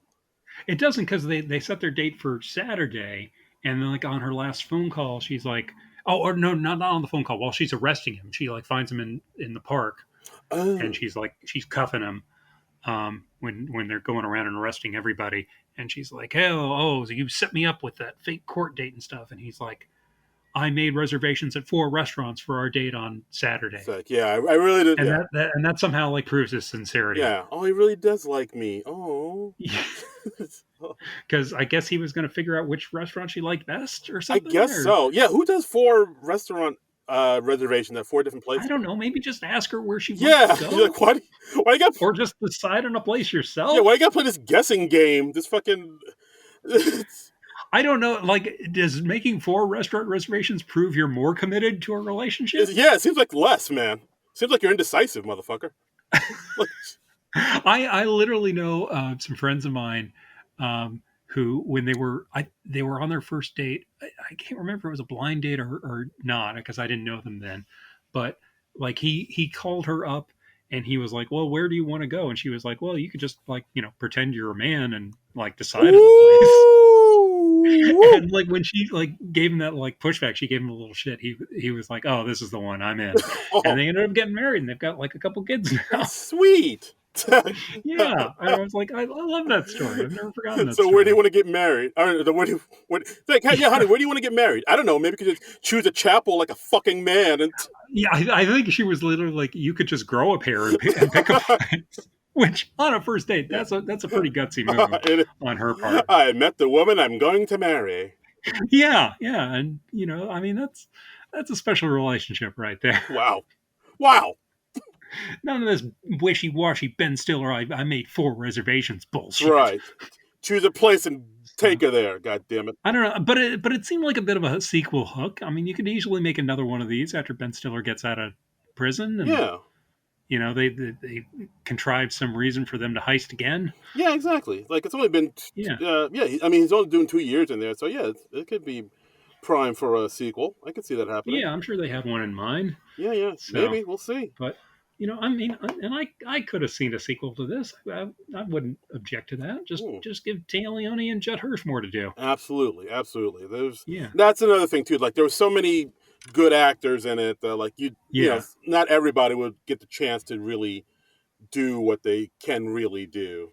Like, yeah. But I mean, I had fun watching everybody. I mean, I like most everybody in this movie, mm, and it's just fun seeing cool actors playing off each other. yeah, no, absolutely, for So, sure, for sure. I like Ben Stiller. I like Eddie Murphy generally. I like Casey Affleck. I like Alan Alda. I like Matthew Broderick. I like Judd Hirsch. I like Taya Leone. I like Michael Pena. I wasn't terribly familiar with Gabrielle Sidibe before this, but I liked her in this. Yeah, it's a good movie. You know, yeah. It's a good fun movie. Lester, the lovable doorman, was played by Stephen McKinley Henderson. By the Yeah, way, he's one of those guys that's been around for a while. I know he's in the movie like yeah, Fences with yeah. Apparently, they cast him after they saw his performance in Fences on Broadway. So Oh, really? Oh, yeah, yeah, that's right, he's a Broadway guy. But yeah, yeah, for the most yeah. part, but like So he has done a number of movies too. yeah, so yeah, it was good stuff. I enjoyed it. I gave it 3 stars out of 5 over on the letterbox. Yeah, I'd go with that. I'd Yeah, go with that. it passed the time agreeably. Absolutely. And yes, and that's our episode, guys. Go watch Hmm. Tower Heist. It'll pass the time agreeably. Yes, yes. Still on Hulu as we are recording this. Absolutely. And yeah, so that's our episode. Thanks again for listening. As always, you can follow us on Twitter because we refuse to call it X at Hmm. SNL Nerds Show, and you can follow me on all the social medias at Darren Credible. That's DARIN Credible. You can follow me on all the social medias at Trumbull Comic. That's TRUMBULL and the word comic. Absolutely. And So yeah, so yeah. that's our episode. And join us next time when we SNL comes back with on December 2nd with the host Emma Hmm. Stone. Yeah, looking forward to that. That's going to be My fun. expectations for that are very high. She's like she's Yeah. definitely one of their more solid hosts. She's a fun host. Hasn't hosted in a few years. She's coming back. It's going to be her 5th This time will be hosting. this will be the fifth So time. This will be that's always fun. The possibility of us getting a Five Timers Club yeah. sketch. She'll be the first female host of the new season. Yes. And yeah, she always brings it. She was in like a ton of really great, memorable pre-tapes, like The Hmm. Actress, Wells for Yes. Sensitive Boys. Uh, Oh yeah, I forgot that. that's a good one. Was it Fashion Coward? She's solid. She's Oh really yeah, solid. yeah. So I mean, yeah. So yeah, Emma yeah, Stone. she's Yeah, great. Emma Stone and musical guest Noah Khan. Noah Noah Khan. Khan. Noah Khan. Khan. Noah Khan. Let me wreck you, Noah Khan. See, I went Rathacon. You went Shaka Khan. Yes, we Yeah, both have our own cons. yeah, Pros and cons. Hey, yeah. We come together because opposites attract. 2 steps forwards, 2 steps back. Yeah, Okay, yeah. Then that's our episode, guys. Thanks again. Thanks for that's our listening. episode. That's our episode. So yeah, join us next week for Emma Stone and Noah Khan. But until then, nerds Nerds out. out. Should we have mentioned that we're planning a bonus episode or no? No, Or are we just going to surprise the people? we'll surprise the people. We'll surprise the people. Shh. Shh, it's a surprise. Keep it under your hat. Surprise. Yeah. Frank, if you use this bit at the end, don't tell the people what the surprise is, because it's a surprise. Keep it on the low. Yeah, keep it on the DL. Yeah. Yeah, on the QT, as the kids say. Keep it under your hat. Yeah. Just like the heist we're pulling off. Yeah. Da-da-da, da-da-da, da-da-da, da-da-da. I don't know. I want to go and watch a heist movie now. What's one? Well, another heist movie. What's one of your favorite heist movies? I should have asked you that on the podcast. You know, I just recently, like a few months ago, I remember I was talking about this during my birthday, because I watched it shortly before my birthday. I watched The Taking of Pelham 1, 2, 3. Ooh. 70s heist movie. It's got Walter Matthau as this guy who works for the subway. These thieves, led by what's his name from Robert Shaw. Okay. And Robert Shaw and Hector Elizondo is in the crew, and they take over a subway car. Oh, nice. And they're like, we're going to execute all the hostages unless you give us like however many millions of dollars it is. And the city, and it's like 1974 New York, and it's, it's fun, scuzzy, pre-Giuliani New York. And I'm listening. And Walter Matthau. Yeah. Okay. And it's awesome. And a terrific ending. Oh, wow. Okay. Streaming on Max and Roku. Maybe. Yes. Yeah. Check it out. I mean, I knew about that movie because I know they did a remake with Denzel and Travolta. Yeah, I haven't seen the remake. Apparently, the remake's decent too, but I can't imagine them toppling the original. Okay. All right. But all right, I'll give it. But what about you? What do you like? Dog Day Afternoon. Oh, I really like that one. Oh, Dog Day Afternoon's terrific. Really good. Yeah, I actually know someone. Her father was working as an extra on that movie. Oh, no way! And he was the guy who suggested to Al Pacino that he yell Attica. No, supposedly. Really? Yeah. Oh shit, that's fantastic. Yeah, that's what she tells me. That's cinematic history. Yeah, I know. Did you ever see Hell or High Water? That was actually really good too. Is that the one with Donald Faison? No, Hell or High Water. That's the one with Chris Pine, Ben Foster, Jeff Bridges. I love the cast. Yeah, it's like it's like a modern day Western heist thriller. It takes place in the West. It's really good. Like Chris Pine and Ben Foster are two guys in the West that rob banks, and Bridges is like the sheriff who's after them. It's actually really good. The Sting. That's like... Yeah. Is that more of a caper than a heist, or what do you... Yeah, I mean, I'd say both apply. Okay. But I guess. Okay, wow, we got some heist movies to watch. I know. I want to watch more heist movies now. Oh, those are just always fun. Oh, and they got Taking a Pelham 1, 2, 3 at number 1 on their list. With number 1 with the bullet. Yeah, look at that. Look at that. How about that? This has been a non-productive media presentation. Executive producer Frank Hablawi. This program and many others like it on the Non-Productive Network is distributed under a Creative Commons Attribution Non-Commercial No Derivatives license. Please share it, but ask before trying to change it or sell it. For more information, visit non-productive.com.